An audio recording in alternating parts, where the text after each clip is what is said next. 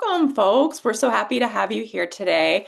I'm Corrie Emerson. I use she, her pronouns, and I'm the Communications Director at Verified Voting. We're so glad you could join us for this really important briefing hosted by Verified Voting and the Brennan Center for Justice. The stakes are rising, defending the 2026 midterms. Today, you'll hear from our experts here about the issues that are having a very real impact on our elections this year, and especially on everyday voters. And we're here to really just give you the information you need as an engaged citizen, hopefully as a voter who took the time out of your day to be here with us today, to just really give you some information to take action this election season. So some housekeeping items before we get started. We do have captions enabled for this briefing, so you can adjust that setting by going to the captions button. We are recording this briefing, and we intend to share portions of the recording and the slides with you all afterwards, so don't worry about that. We'll be putting some great information in the chat as we go along, especially for folks who want to read more later or learn more later. So keep an eye out there. And finally, questions. We've received a lot of questions already, and thanks to all of you who have submitted them. We'll try to get to some of those, and we'll also take questions as we go. If you can make sure that you have access to the Q&A box, that's what we'll be using today. You can put a question in there as we're chatting, and we'll also have some dedicated time towards the end to tackle anything else that's on your mind today. So with that, I'm really happy to introduce the other folks that are on screen here with me today. First and importantly, Sunchana Pavlich is sharing her screen and being the wizard behind the scenes for this event today. Then we have Derek Tisler. He's the Counsel and Manager at the Brennan Center's Elections and Government Program. He's a national expert in election administration and security and helps public officials at the federal, state, and local level improve election systems to better serve voters through safe and secure processes. And then we also have Pamela Smith here today, my wonderful president and CEO at Verified Voting. Pam's a nationally recognized expert on election security for over 20 years and plays a leadership role in safeguarding elections, advocating for secure and fair voting processes, and building working alliances between advocates, election officials, and other stakeholders. And Verified Voting and Brennan do a lot of work together. And I know we have a lot of new folks tuning in today, so we really just wanted to start with a quick snapshot of each organization. So with that, I'm going to turn it over to Pam. Hi, thanks very much, Corrie, and thanks to all of you for coming today.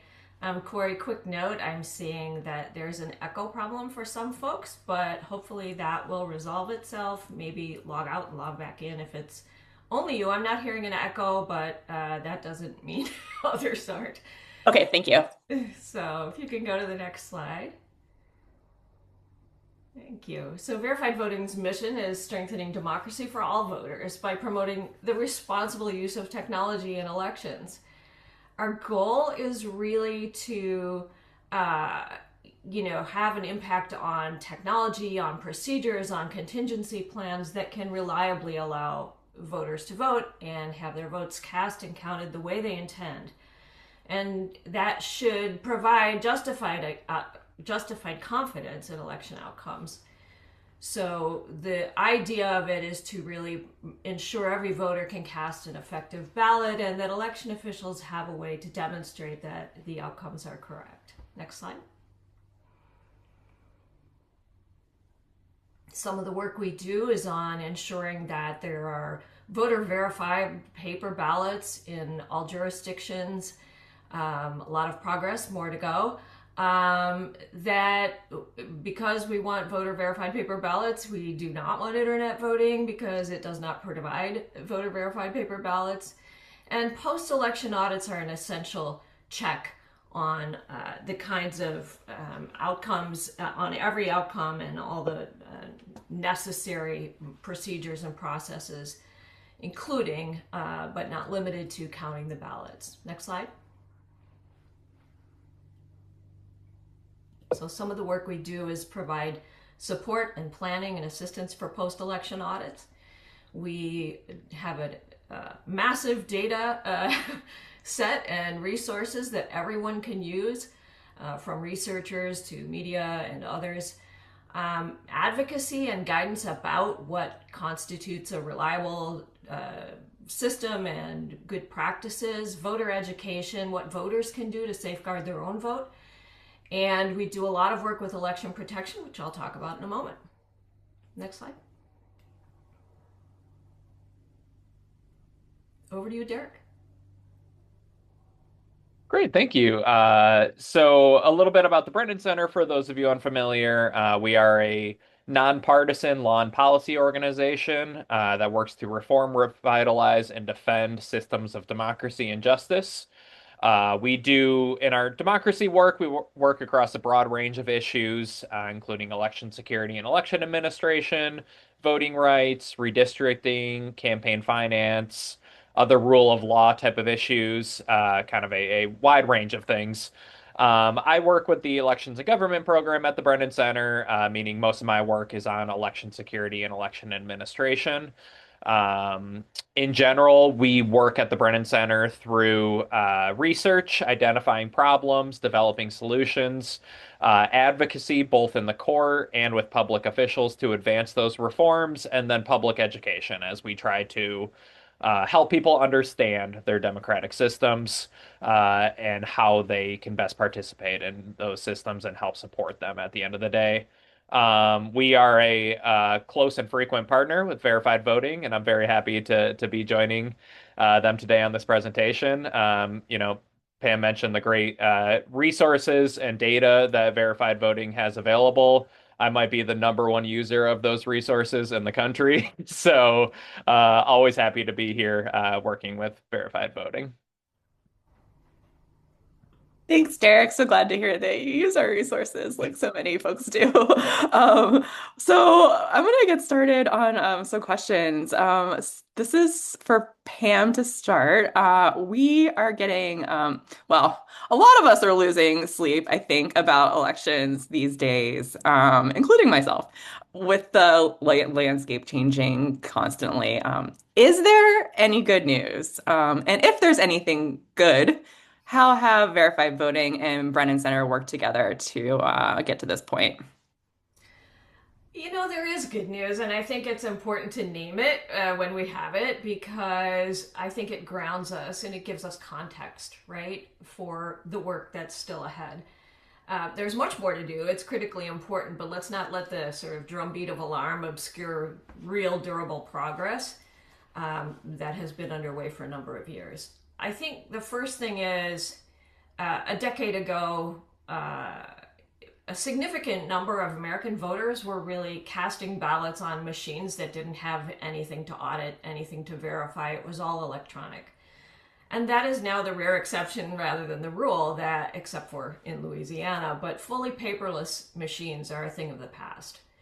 And most jurisdictions now have paper-based systems, and that shift didn't happen by accident. It happened because of a lot of people on this call, advocates and researchers and election officials have made the case repeatedly until it landed. And it's a real, genuine structural improvement to the integrity of American elections. There's still more to do, but that's a big advance. Audits are now more of a standard practice than before, and we're continuing to push for better. Post-election auditing, a check on the count of the votes, is something that's becoming normalized in a way that it really wasn't 20 years ago. Risk-limiting audits, in particular, are a real advance. They give us measurable confidence about the correctness of elections. And implementation is still uneven. Audit standards could be stronger in many states. That's an active area of work for both our organizations and others. One of the things we've been doing, we have sort of a synergy between our organizations, I think, in this work, and we have a long-running collaborative relationship for more than 20 years, probably. We've been putting our collective heads together along with other partners on kind of the election infrastructure and security issues. Verified Voting's equipment tracking data has supported Brennan Center's analysis of costs for replacing aging voting systems, just one example. We've jointly published 50 state reports on key metrics that help secure our systems, including also with friends at places like Common Cause, for example. And one of the things we found common ground on is a really pretty simple proposition. Election officials are chronically underfunded and they need the resources to do their jobs well. That means funding for equipment upgrades, for example, or for training or for cybersecurity support. And I'll throw in one more bit of good news, which I think matters, and that is people are paying attention. The sort of off-cycle election turnout has been notably high. That's not nothing. People show up for a school board race or a state legislative special election, not to mention primaries. It tells you something about engagement and investment in democratic participation. It's an essential piece of the puzzle. I think, bottom line, our two organizations, along with many partners over the years, share a commitment to elections that are both secure and accessible, and those goals reinforce rather than undermining each other. That's a frame I think we've worked to establish together. Derek, any thoughts? I want to kind of build on that last point. I do think both of our organizations really believe that more voter access promotes better security, and better security leads to more voter access. And to that point about good news, I think over the past 5 years or so since the pandemic, there's been a huge increase in voting options available to voters. More voters than ever can cast a ballot by mail. More voters than ever have in-person early voting opportunities. And beyond this being, good for voters because they have more convenient options to fit their needs, to fit their own schedules. The impact of this is that it kind of spreads out the stress to the election system. When you have, a third of their voters voting one way, a third voting another, and then a third still voting on election day. If something does go wrong during the voting process, there's more opportunities to identify it and to respond to it, right? If you have an issue with your electronic poll book on the first day of early voting, it's only the first day of early voting. It is going to have an impact on those voters that day, but you know that you can address the problem before election day, and you know that you can give those voters an opportunity to come back if they're not able to wait in line. And so we really believe that there is, not only is there not conflict between these two goals, they promote one another. And I think we've seen a lot of improvement in this space in elections over the past 5 years.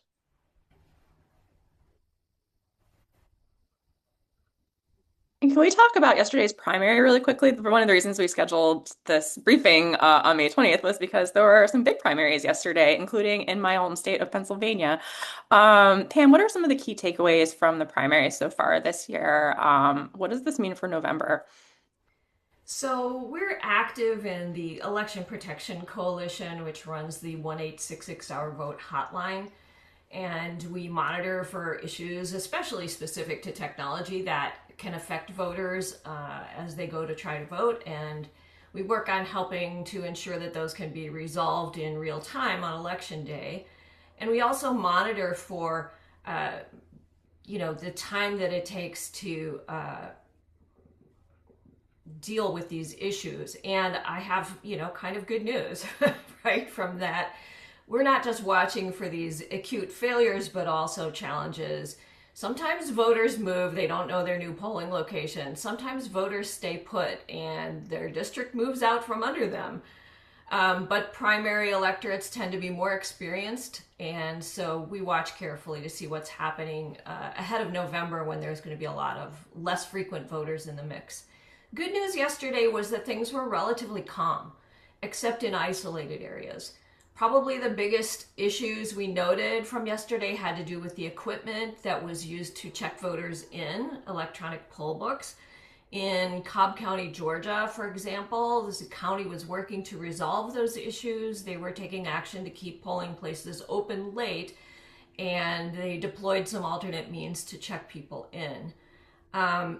In Fulton County, there was an incident unrelated to the election that caused a police presence near polling locations, and it meant significant disruption for that location, and again resulted in extended polling hours so that everybody'd have a chance to vote. And because of that, the results from Fulton were held until after voters had had a chance to participate.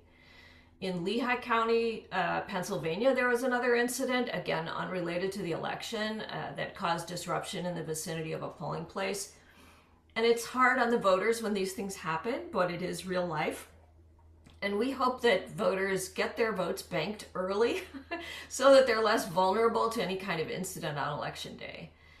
And also, these counties where the incidents were happening were reported out rapidly. It's really helpful to follow your local election official on social media so that you know what to do or where to go if something like this happens when you go to try to vote. And I just want to add, we were very impressed by how quickly election officials responded and implemented resiliency measures. Yeah, it was often the case that something would flag up in the election protection system, and we learned that election officials were already working on it. It showed that election officials and poll workers were communicating swiftly and effectively to benefit voters. And there's a whole information environment about this. Derek, thoughts? Yeah, I think well, for one, that's another I think success story over the past, 5, 6 years or so is developing these sort of backup measures and getting better and better at learning how to implement them quickly to minimize disruptions. I think we've seen a lot of improvement in this area. We've seen much more widespread adoption of having a paper voter list at the polling site in case your electronic poll book goes down, or having emergency ballots available that voters can hand mark if their touchscreen systems aren't working. I think election officials and poll workers continue to get better and better about this. And, as Pam said, by the time we learn about an incident, it's already being addressed in most of the cases, which is really great to see. I think things have been mostly quiet from an election administration perspective. To me, I think the big story of the primary so far has been last minute changes that are causing issues for voters. We've seen unprecedented mid-decade redistricting, putting voters into new districts. We've seen elections being rescheduled, sometimes in the middle of the voting period for that election. There are new processes and procedures in place. Some states have adopted proof of citizenship requirements, for example. During the Texas primary, there were a couple large counties that usually allow voters to cast their ballot at any polling location in the county. And because the political parties were unable to come to an agreement, they had to switch to a precinct-based system. So you had to go to a specific location to cast your ballot, which led to a lot of confusion because voters, were not used to having to do this in an election. And so we've kind of been seeing that, I think, as a pattern in the primary elections. The elections themselves are run well, but there's been confusion because voters are finding themselves in a new district with unfamiliar candidates, with new assigned polling places, new election calendars, and potentially new rules for ensuring they can cast a ballot. I think much of this will be sorted out by the general election, thankfully. But we also know that litigation in election administration is the new normal. We're seeing essentially a record number of lawsuits in every single election now.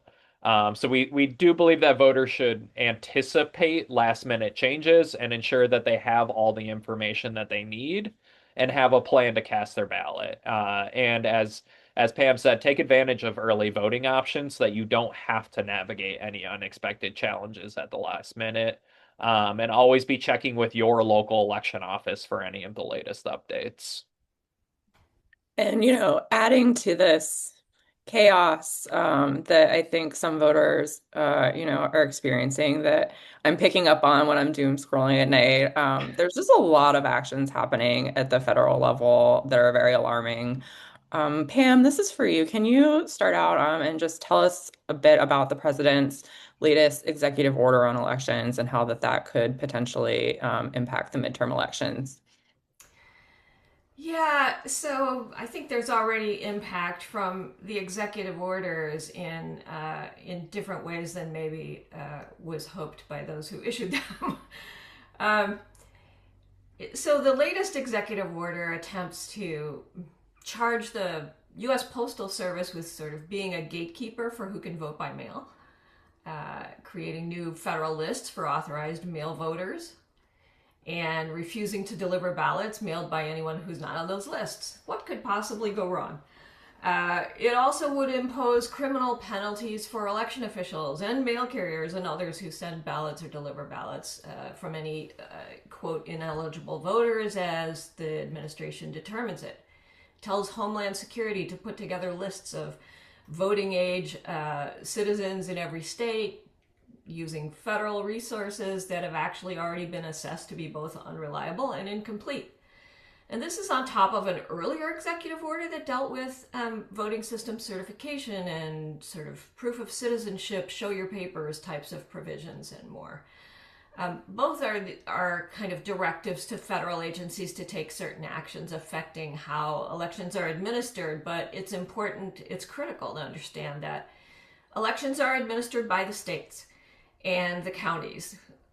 A presidential executive order can't just reach in and override election law. But it can create pressure and confusion and litigation, and that has real costs even when the order ultimately doesn't survive scrutiny. A lot of these provisions are already being challenged in court, thanks to Brennan and others, and for good reason. The Elections Clause of the Constitution gives authority over federal administration of elections to Congress, but the states administer the elections, not the executive branch. And, what we said about this executive order was that, like the earlier one, it's both unlawful and unworkable. But it seems like its purpose is to sow doubt about an election process that has actually served American voters reliably for decades. And it imagines a problem that doesn't exist. So this kind of sort of interference, it doesn't support election administration, it harms it. And there's a pattern here, right? There's an order comes out and then there's injunctions and then implementation stalls, but some states react by taking action in their own legislatures to do things like curtail a grace period for mail ballot arrival or change the rules about what documents voters have to present. And that uncertainty itself does damage. Election officials have to respond and prepare contingency plans and be briefed by their attorneys and field questions from voters. So for the midterms, I think there's a few things to watch. Voter confusion is probably the most immediate risk, and that can have a suppressive effect. If there's federal level activity around voter eligibility or ID requirements or registration, even if it's contested, some might think, oh, the rules have already changed. And the resource strain on officials is real.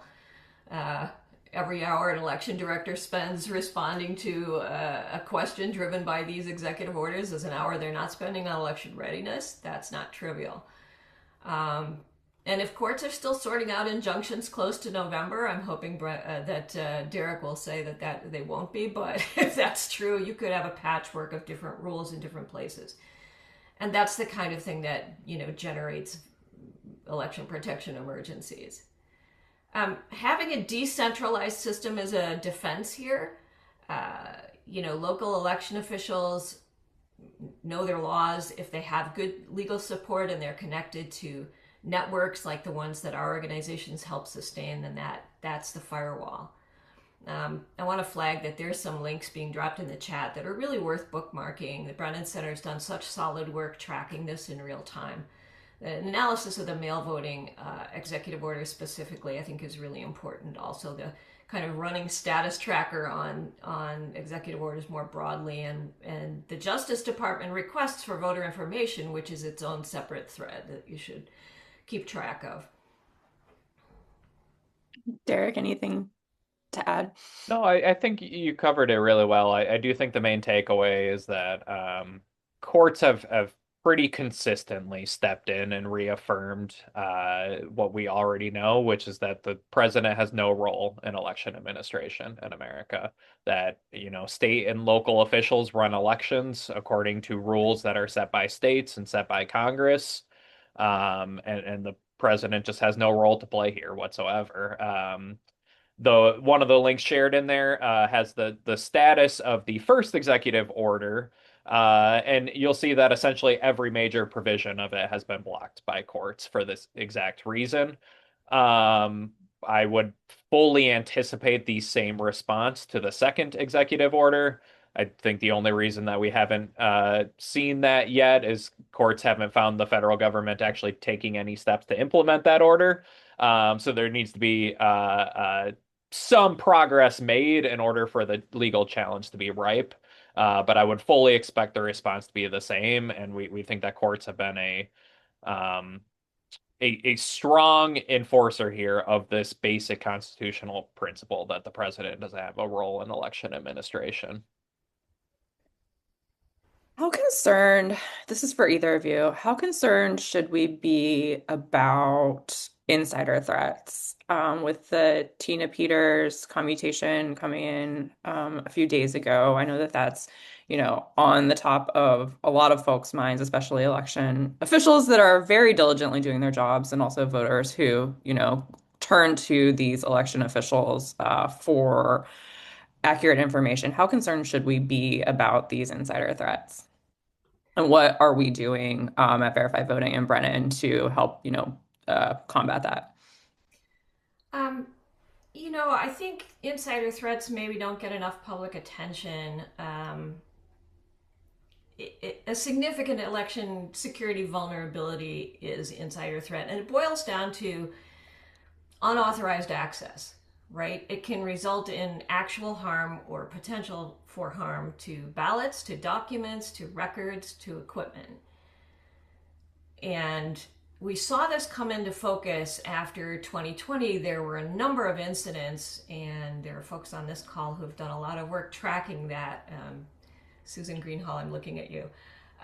With incidents involving unauthorized access to voting equipment in multiple states, and often facilitated by someone on the inside or with official standing.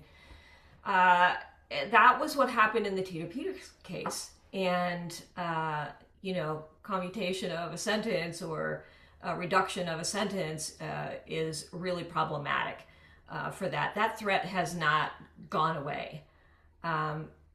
So what does mitigation of that look like in election administration? It's really important to have solid chain of custody rules and protocols, separation of duty, audit logs, physical security for equipment, etc., and a professional culture where election workers feel empowered to report anomalies without fearing retaliation for doing so. And those are things that our organizations support and advocate for, and they're not glamorous, but they matter enormously. Currently, we're working on a comprehensive chain of custody framework for ballot and equipment security, including an implementation guide for 2026 and some response protocols if that chain of custody fails or is broken by outside interference, including federal interference.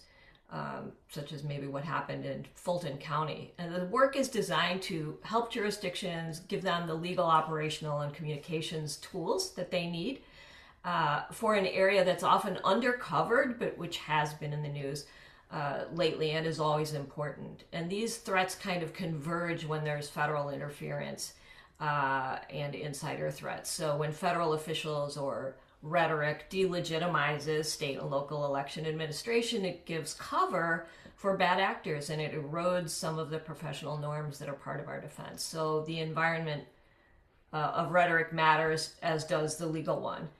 I keep coming back to this. The people running elections in the country, the vast majority of them are professionals who take their obligations very seriously. They work under enormous pressure, and they're doing this because they believe in it. And I think our job collectively is to make sure they have the legal backing, the technical information and support, the peer networks, and the public legitimacy to do that work well. And that's what keeps all of us in this.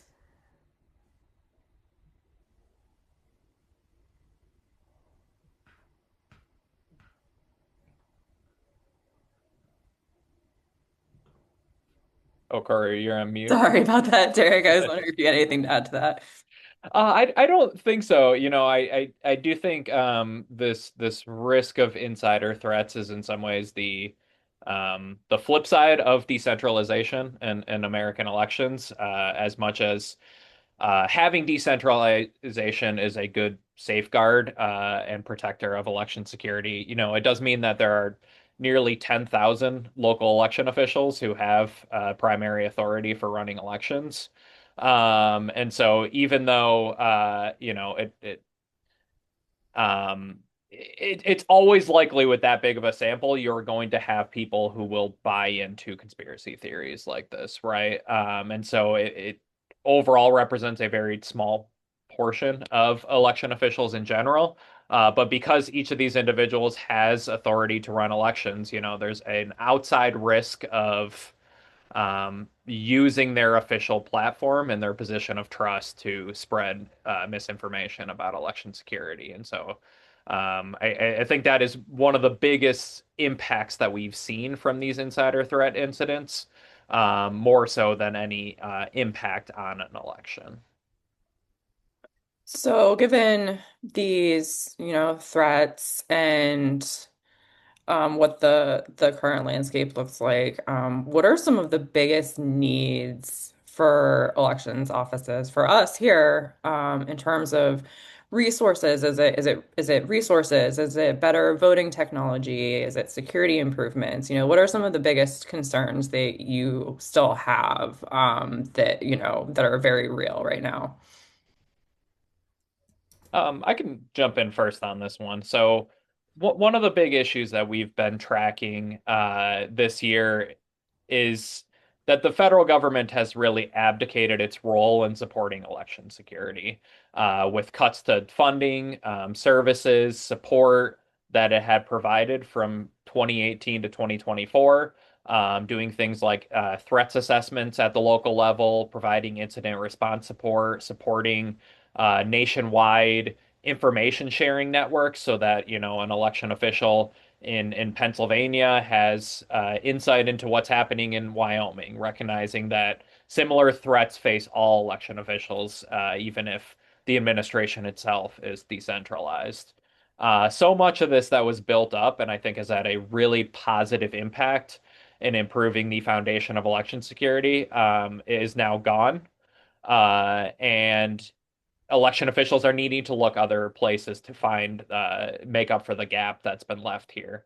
So the Brennan Center does a nationwide survey of local election officials, and in that survey, 75% said that their state and local government have not provided additional resources to address federal cuts. So what we're seeing election officials going into this election year with fewer resources and support, even as these threats expand. And even as longstanding issues continue, such as the wave of threats and harassment that election workers have seen. So, long term, I think states need to do a lot more to provide sufficient and reliable funding and support for election administration needs, looking at how they can bring some of these services, expertise that the federal government used to offer in-house, utilizing, state programs to provide similar support, especially to these heavily under-resourced local election offices. In the short term, given that we are in the midst of the election season already, and November will be here before we know it, I think the most important need among all public officials as well as community leaders is just to support the work of election officials and to stand up for election integrity. Um, these are individuals who have had their work constantly questioned since 2020.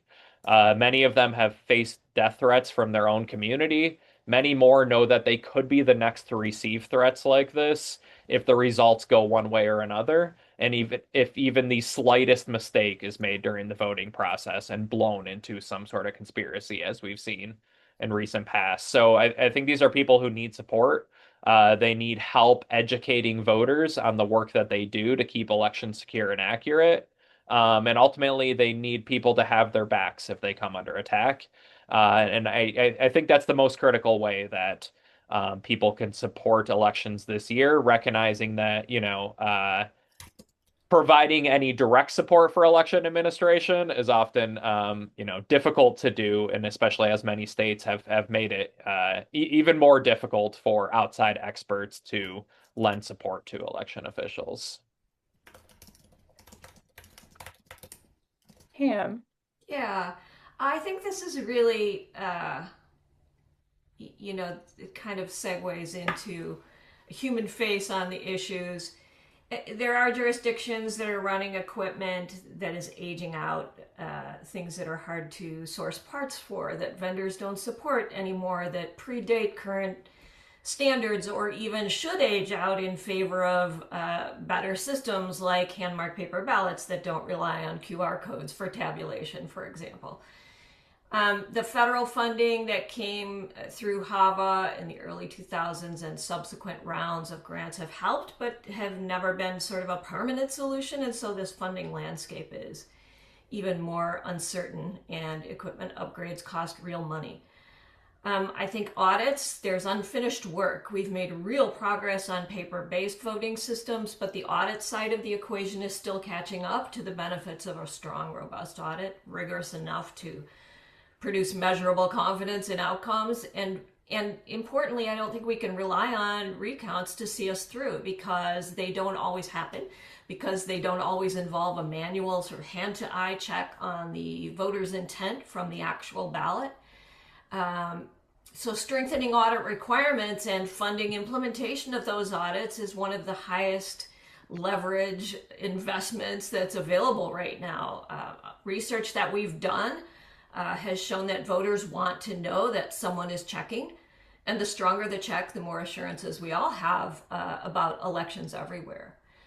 I mentioned chain of custody before and physical security. These best practices do exist, but there's more work to be done for adoption. And I think in small jurisdictions especially, there are weaknesses because staffing constraints means that, there's not capacity to handle all of these things. So what's needed is a combination of clear state level standards and the technical assistance to implement them, model procedures, training resources. These are things that our organizations are working to provide, but there's a lot of demand. I think what this group can do to help this audience can advocate for dedicated, stable funding. I think that's the biggest structural gap, the kind of chronic underfunding of election administration relative to what we ask it to do. If you have relationships with your lawmakers, the ask is very concrete. Fund the elections and support state level appropriations too for election security while we're waiting for federal funding. Advocate for good election systems and against unverifiable systems, like those that involve returning ballots over the internet, for example. Right now, we're fighting bills in multiple states that allow or expand insecure internet voting. And it's a failure of both privacy and security in voting if those get through. Talk directly to lawmakers in your state. Reach out to us if you would like to help with this. Support the organizations doing direct assistance work. The legal hotlines, the cybersecurity support, the technical assistance providers, those are often running lean. And, philanthropic investment here has an outsized impact because the organizations are efficient and the needs are documented. I think finally, amplify the voices of election officials themselves, and push back on the narrative that problems, when they happen, equals fraud. Every time a voter has a bad experience, long lines, a provisional ballot, a registration problem, there's a choice about how to interpret it. And our organizations work to kind of channel those experiences into constructive improvement, not delegitimization of elections. And this audience can help hold that line. Results take time is a prime example, like Fulton County from yesterday. Legitimate issue, holding the results until everyone had a chance to vote. That is not an example of, fraud or anything problematic in the election itself. Thanks, Pam. And this segues into a question we got in the Q&A that I'll take a crack at answering, which is what role can ordinary citizens play in strengthening election resilience without unintentionally contributing to polarization or distrust? I think Derek and Pam have already given some really great examples here, and we'll share some more resources in the chat. Voting early, if it's available to you, If you're voting by mail, many states offer ballot tracking options, so you can actually watch your ballot as it traverses your county to your county elections office. Check your paper ballot before casting it, whether you're marking it with a pen or with a machine. That paper ballot is what's used when the results are being double checked, when they're being audited, and when the results are being certified. So if you're voting on a machine, especially, checking your paper ballot is always a really, really great step to take before you cast it. Volunteering, we also received a question about this in the QA box that I can tackle. Volunteer with election protection, they have a bunch of different roles, whether it's volunteering as a poll monitor, whether it's being part of their legal team. They are a wonderful organization, and we're happy to be part of it and running the eGeeks program, which is the group that Derek's part of also, that responds in real time to equipment failures or equipment issues on election day. And finally, just becoming a poll worker, or you know, learning more about the process, attending a post-election audit if it is publicly viewable. These are all just ways to learn more about election processes. And overarching all of this is being that resource for your friends, for being in your community, being the person that people know will have information about how to check your registration file, be the person in your neighborhood that can point to the local elections office. So those are just some things that I've seen percolating in the Q&A box that I wanted to really quickly touch on. And we can go and answer some of these other ones here.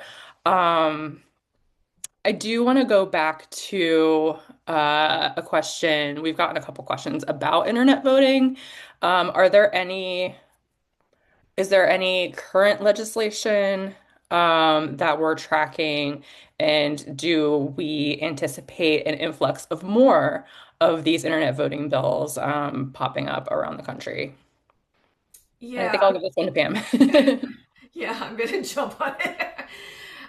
Look, there are bills in several states. One of the most urgent is in California right now, and it's really so. California allows return of ballots by military voters by way of fax, and this bill is designed to sort of uh, expand that and make for additional measures. The bill language itself said a secure way to return ballots electronically, and that by itself is a misstatement. There's no secure way to return ballots electronically at this time. So we urge voters who are remote voters to return their physical ballot as the best practice. But right now, this legislation is moving. And it's also a problem in New Jersey. There's legislation there as well. We saw legislation in Maryland, thankfully, that does not appear to be going anywhere. Pretty much every legislative cycle, it happens in Virginia. Connecticut had a recent provision that was removed from an omnibus bill, thankfully, due to the efforts of people on this call. But there are these, this is going to keep coming. There is a kind of a well funded push for doing this by people who have skin in the game, we'll say, for systems that could be sold that would allow this kind of methodology. It's important to know there's no standards for internet voting, and the way that there are standards for the kind of technology that you'd see in a polling place. So it's really critical that we push back against this. These ballots can't be audited, can't be verified. I appreciate that. We also received a question ahead of time, and I think we've received one live here. Can you all talk about the security of mail voting, whether mail voting is secure? And I know that, we've talked about this already with the administration trying to curtail it. What are the benefits of mail voting, and how secure is it compared to voting on a machine? Derek, do you want to jump on that? Yeah, I can jump in with that. Well,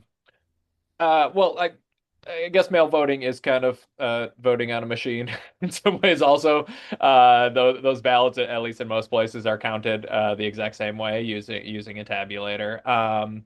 So mail voting is a long used, well tested system that, millions of voters use every single election.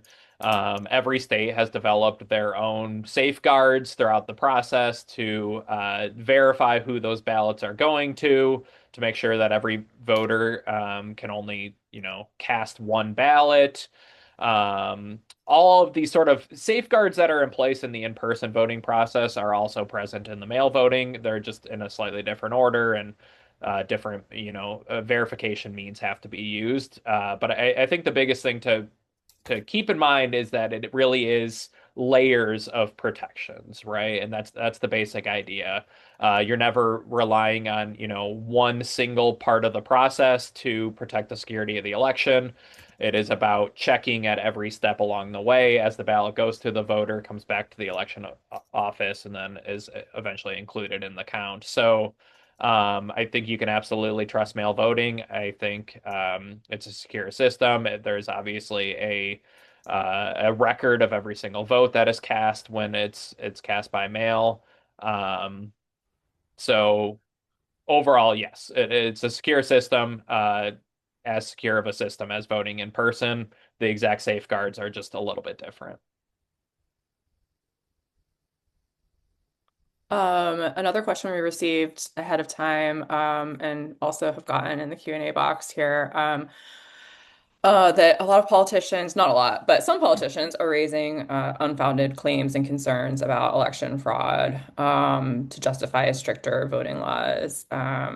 What is that underlying motivation? Like, do these folks actually think our elections are overrun with fraud? And who stands to benefit from this tactic? I can try to answer that. Um, though I don't know if I can do a good job of speaking to the intent. I think it certainly varies. I don't doubt that there are some politicians who have truly bought into this false idea that there is widespread fraud in elections. I think more often it is done for opportunistic and self-serving reasons. Some of it is just about trying to appeal to their voters by stoking fears, by trying to, paint the other side as the enemy who is trying to rig elections. I think this is a long practiced way of garnering support, right? Is to try to raise the stakes and create controversy, create anxiety, create fear. And so I think that is a lot of what's driving the process. I think there is also, it can't be ignored that some of the political leaders at the very top in our country have made this central to their platform. And so there are a lot of state and local politicians who are trying to take certain steps in order to gain favor with those leaders and be seen as kind of following the party line on those issues. I think in some cases these are driven by the idea that there will be a partisan benefit out of some of these policy changes. I think we rarely actually see any strong partisan impact. We know that, mail voting, for example, is used by both Democrats and Republicans. We know that really all voting options are used by Democrats and Republicans. So, there may be a belief that you can gain some partisan benefit, but I don't think it tends to bear out in practice. Yeah, and I'll add to that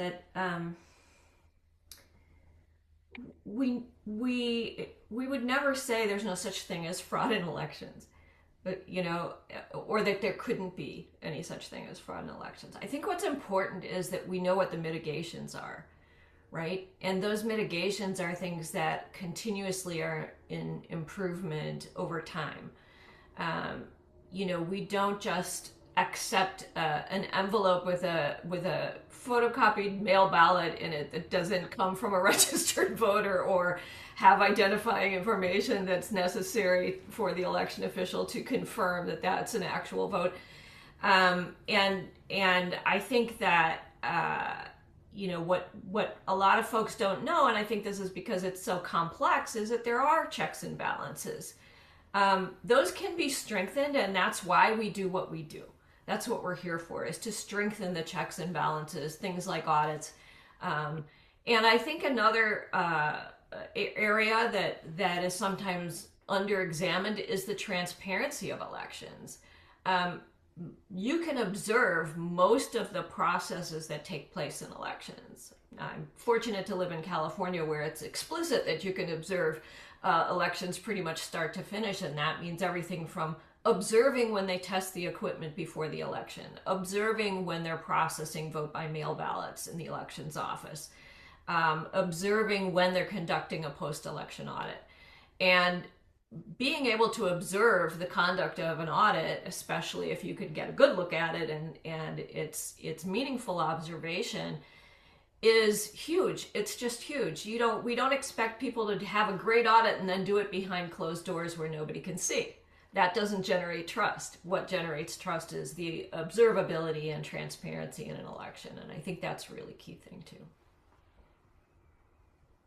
Going back to internet voting quickly, we received a question that some of the most vocal advocates are rightly those that experience difficulty accessing their polling place or filling out a physical ballot.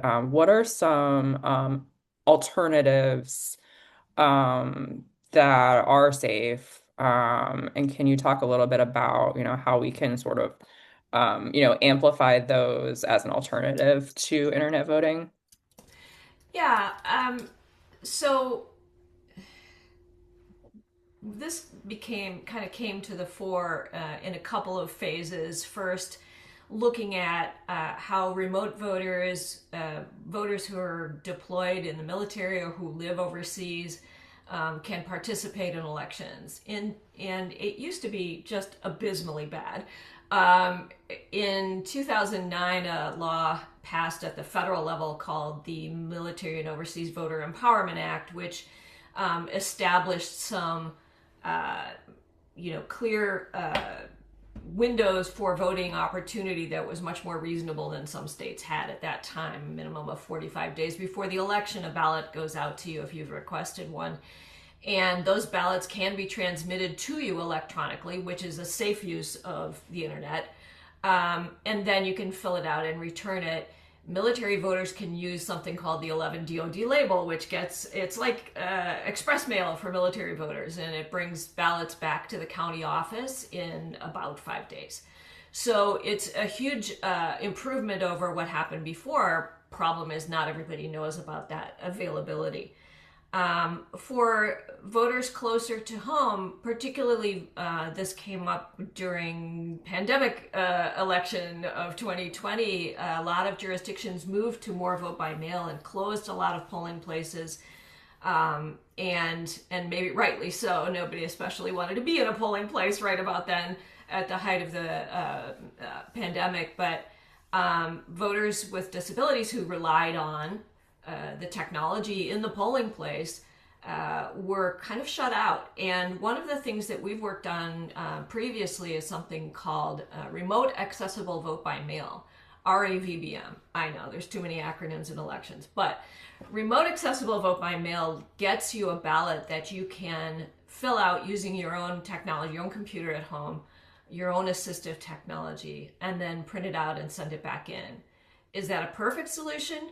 Maybe not, but it's a huge improvement over not being able to have access to that, especially if you need that kind of assistive technology. There is a report that we did called Casting Votes Safely, and it's available at our website, and it talks about what some of these challenges are and what some of the solutions are. And we would much rather see real solutions like those. Honestly, there's so much more to be done for accessible voting. There are still polling places that are not accessible. There are still rules about who can drop your ballot off at a ballot drop box that are really onerous for voters with disabilities. So there's much more to be done, and it isn't just let's email our ballots back or send them back over the internet. That's actually a really bad alternative. So check out that report, Casting Votes Safely. It answers a lot of questions. I think we're approaching time. But I do want to ask this one question, and I think we've talked about it a bit, but like where do we talked a lot about the reasons we should, feel okay about our elections this year, but where are we still like what are the one or two things that you both think we're still really falling short? Just so we can, really double down on that and how our work really just intersects with the places that we could be doing better. Derek, you want to go first? Yeah, I can try going first here. I think we've talked about a lot of the things here. I think there is uh, just because we have confidence that we've gotten it right in recent elections, that we have confidence in the security of elections doesn't mean that there's not room for improvement. I do think, Pam talked about this earlier, but many of the voting systems in use are outdated at this point, that could be leading to issues if they have not already. I think there is opportunity now that we have new standards for voting systems for the first time in over a decade. There will be new technology hitting the marketplace soon that does represent a step forward on security and accessibility. I think it's really important that election officials have the resources to take advantage of that. And this applies across other areas of election technology as well. There's too many states that are still using their same voter registration database that they built 25 years ago, when the administration of elections just looked completely different, right? There were very few voters who were casting ballots by mail or voting early, and um, running all these areas in which access has been expanded. It takes technology to do that and to do it well. And we can't be, running all of these things on 25-year-old systems. So I think there's a lot of opportunity for growth just to have more investment, more efficiency in the system, and more security overall in elections. That is a longer term project, but it doesn't mean that we shouldn't be keeping those goals in mind, even at the same time that we prepare for and address the more immediate challenges in elections. In terms of other areas, I think I would point to some of the ways in which the federal government's retreat in the security space is really harming election officials, and particularly the ability to work across state lines to investigate problems and prepare for issues that may arise, and some of those broader information sharing networks that give visibility. Um, Certainly, the risk of interference by foreign adversaries is still present, maybe given global tensions higher than ever, right? And when other countries attack our elections, they don't attack an individual county, they're attacking American elections. And I think you need insight into America as a whole. And so that is going to be something that, while there have been some attempts made, it will take a long time to rebuild those sort of networks that used to exist. And I think that's something that would really benefit election security. Pam? Yeah, I think that's right. We've touched on kind of a lot of these things through our conversation today, and we're happy to talk about it more. I think that the challenges we face are real. Funding cuts, political interference, relentless disinformation campaigns. All of this puts pressure on the infrastructure of elections in ways we haven't seen uh, before, or we've seen it, but not so dramatically. I think the answer to that pressure is never to step back, it is to press forward. Verified voting and the Brennan Center will keep doing this work because it's just too important to stop. And we'll keep supporting the independence of election officials and making sure voters have access to the information they need. We'll keep supporting best practices and the things that do enable us to secure our elections. And your partnership, your support is what keeps us in this fight. Right now, the fight needs all of us. If you're able to invest in this work, there's no better moment than today. And together we can make sure that when voters go to the polls in November, that the systems that protect their votes are as strong as they can possibly be. And in the years to come, those improvements continue so that we can all have effective ballots and full access. So thank you. Thanks to both of you today. We are at time. It was a lot of information shared. I'm so glad for folks hanging on the whole time. My contact information is in the chat right now. If you have another question that you haven't already put in, please do reach out to me and we'll be sure to get to it.